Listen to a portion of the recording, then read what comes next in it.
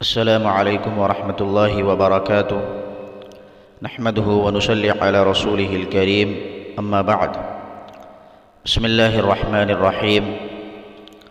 ترکی کے علمی و فکری حلقوں میں علامہ سید سلمان حسینی ندوی کی مقبولیت کا عالم۔ از حضرت مولانا محمد عیسیٰ منصوری صاحب، لندن۔ ہمارے مکرم مولانا سلمان الحسینی کی ترکی کے علمی و فکری حلقے میں بے پناہ محبوبیت و مقبولیت دیکھی۔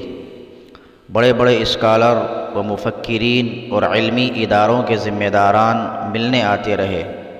ایک ترکی عالم نے کہا، مولانا سلمان صاحب کا عربی تقریر کا لہجہ خالص عربی ہے، کوئی عجمی اس لہجے میں تقریر کر ہی نہیں سکتا۔ یقیناً مولانا کی رگوں میں عربی خون ہے، کیوں نہ ہو، آپ کی شخصیت میں سعادات حسنی و حسینی کا مبارک امتزاج ہے۔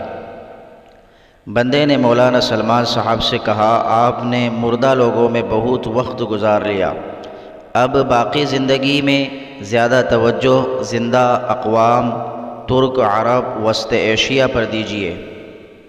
ترکی کے تمام طبقات، بڑے بڑے علماء اور نوجوانوں میں مولانا سے جو والہانہ محبت و تعلق اور قدر و منزلت دیکھی، انگلینڈ و امریکہ کے بر صغیر بالخصوص گجرات کے لوگوں میں اس کا عشر عشیر بھی نظر نہیں آیا۔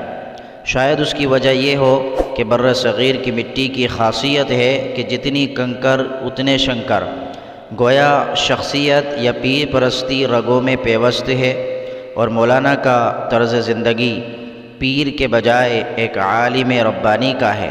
سفر نامہ ترکی، صفحہ نمبر 26۔ السلام علیکم ورحمۃ اللہ وبرکاتہ۔